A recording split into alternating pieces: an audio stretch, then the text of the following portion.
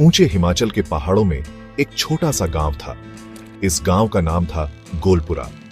यह बहुत क्वाइट जगह थी, हरे भरे पेड़ों से भरी हुई।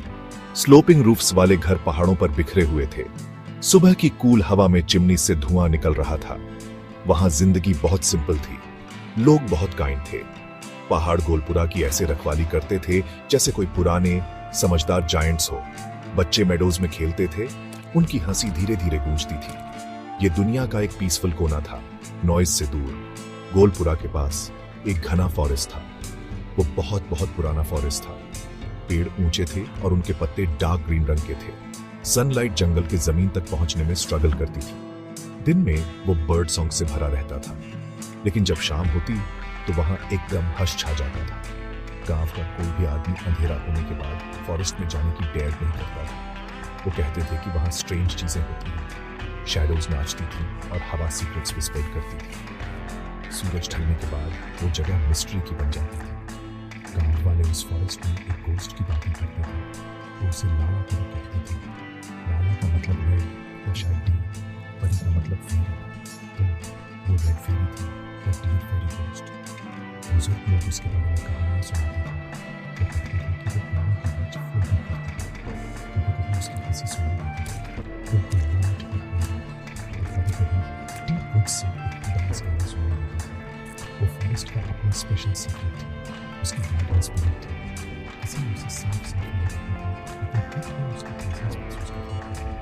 गोलपुरा में तो छोटे लड़के रहते थे, उनके मीठे लड़के जो द बेस्ट फ्रेंड्स थे, वो हमेशा साथ रहते थे।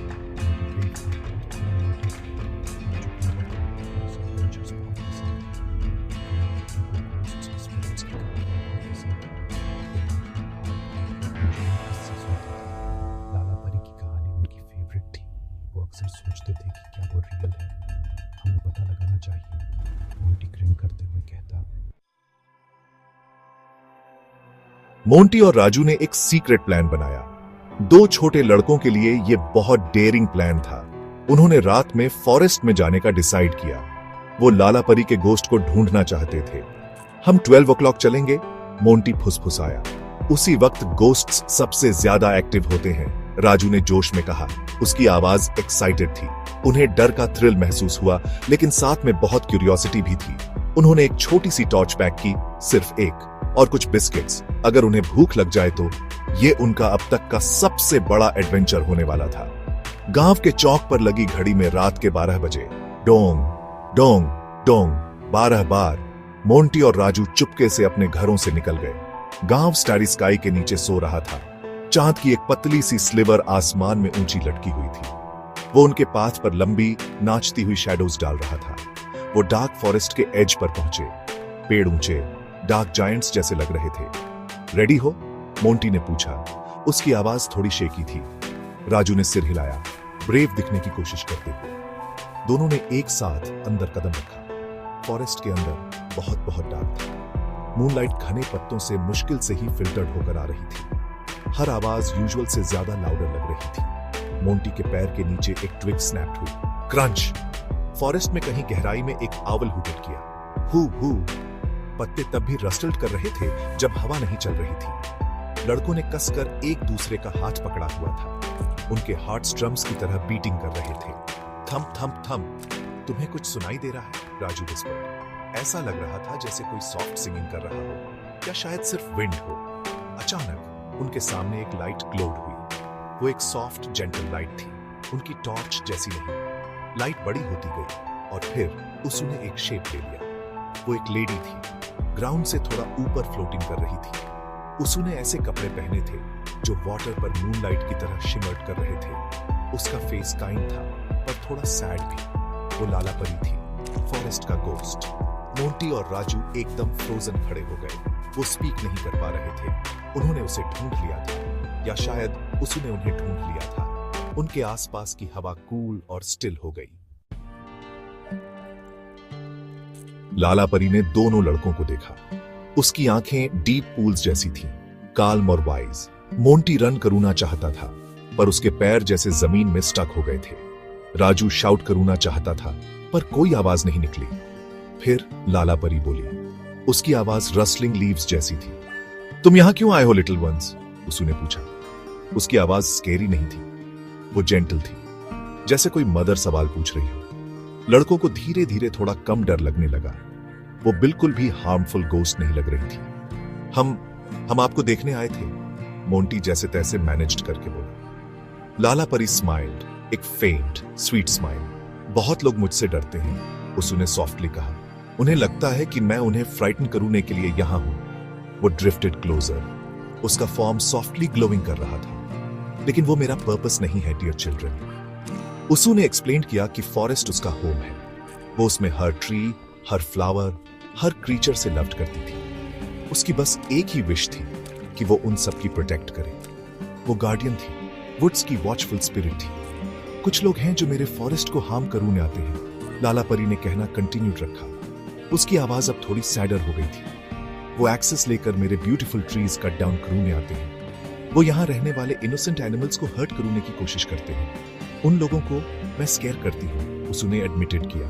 मैं स्ट्रेंज नॉइसेस निकालती हूँ, मैं उन्हें फ्राइटनिंग शैडोज दिखाती हूँ। मैं चाहती हूँ कि वो मेरे फॉरेस्ट को पीस में छोड़ दें। उसू ने ये एंगर में नहीं, बल्कि अपने होम के लव में किया। लड़के सुन रहे थे, धीरे धीरे उन्हें बात अंडरस्टैंडिंग में आ रही थी, डॉनिंग हो रही थी। वो कोई बैड गोस्ट नहीं थी, वो एक प्रोटेक्टर थी। लेकिन जिनके हार्ट्स प्योर हैं, लाला परी ने कहा, उसकी ग्लो ब्राइटनिंग हो गई। जो हार्म नहीं पहुंचाना चाहते, उनके लिए मैं फ्रेंड हूँ। जो फॉरेस्ट की हेल्प करना चाहते हैं, उन्हें मैं अपने ब्लेसिंग्स ऑफर करती हूँ। उसी ने मोंटी और राजू को काइंडनेस से देखा। तुम यहाँ क्यूरियोसिटी से आए हो, मैनेज से नहीं। तुम्हारे हार्ट्स यंग और ओपन हैं। मोंटी और राजू ने एक दूसरे को देखा। उन्हें पहले इतना स्केर्ड होने के लिए थोड़ी फूलिशनेस महसूस हुई। लाला परी कोई मॉन्स्टर नहीं थी, वो एक प्रोटेक्टर थी। वो उसके करेज और फॉरेस्ट के लिए उसके लव की एडमायर करून लगे। मोंटी और राजू ने अपने हार्ट्स में एक चेंज महसूस किया। फियर चला गया था, उसकी जगह रिस्पेक्ट ने ले ली थी। उन्होंने लाला परी को एक डरावने गोस्ट की तरह नहीं, बल्कि एक ब्रेव स्पिरिट की तरह देखा जो इंपॉर्टेंट वर्क कर रही थी। उन्होंने ब्यूटीफुल ट्रीज और एनिमल्स के बारे में सोचा। उन्हें रियलाइज्ड हुआ कि फॉरेस्ट को उसके जैसे प्रोटेक्टर्स की जरूरत है, और शायद उसे उनके जैसे प्रोटेक्टर्स की भी जरूरत थी। अब हम अंडरस्टैंड कर गए, राजू ने कहा। उसकी आवाज क्लियर थी। फॉरेस्ट प्रेशियस है और आप इसे सेफ रखती हैं। लाला परी ने सिर हिलाया, उसकी जेंटल आंखें उन्हें देख रही थी। हम आपकी हेल्प करना चाहते हैं, मोंटी ने ब्रेवली डिक्लेयर किया। हम प्रॉमिस करते हैं लाला परी, हम इस फॉरेस्ट को प्रोटेक्ट करने में हेल्प करेंगे। राजू ने ईगरली अग्री किया। यस, हम विलेज में सबको बताएंगे। हम उन्हें बताएंगे कि ट्रीज या एनिमल्स को हार्म न पहुंचाएं। हम उनसे फॉरेस्ट को क्लीन और सेफ रखने में हेल्प करने के लिए कहेंगे। लड़कों को एक न्यू सेंस ऑफ पर्पस महसूस हुआ। ये सिर्फ एक गोस्ट को ढूंढने से ज्यादा एक्साइटिंग था। ये कुछ गुड, कुछ इंपॉर्टेंट क्रून के बारे में था। वो लाला परी के साथ फॉरेस्ट के यंग गार्डियंस बनेंगे। उनका एडवेंचर एक मिशन में बदल गया था।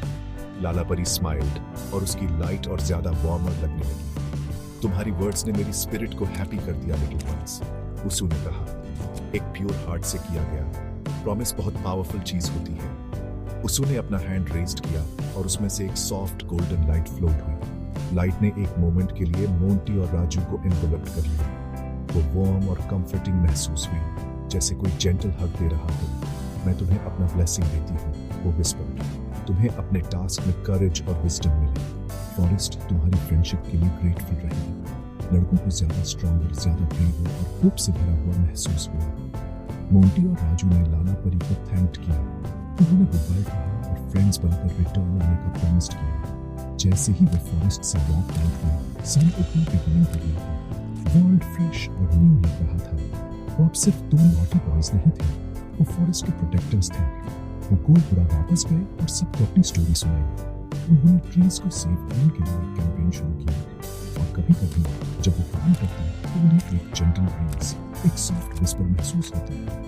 वो लाला परी का ब्लेसिंग था जो हमेशा उनकी हेल्पिंग करता था। उन्होंने लर्न किया कि अगर तुम्हारा हार्ट क्लीन है तो तुम्हें किसी भी स्पिरिट से फियर करने की जरूरत नहीं है।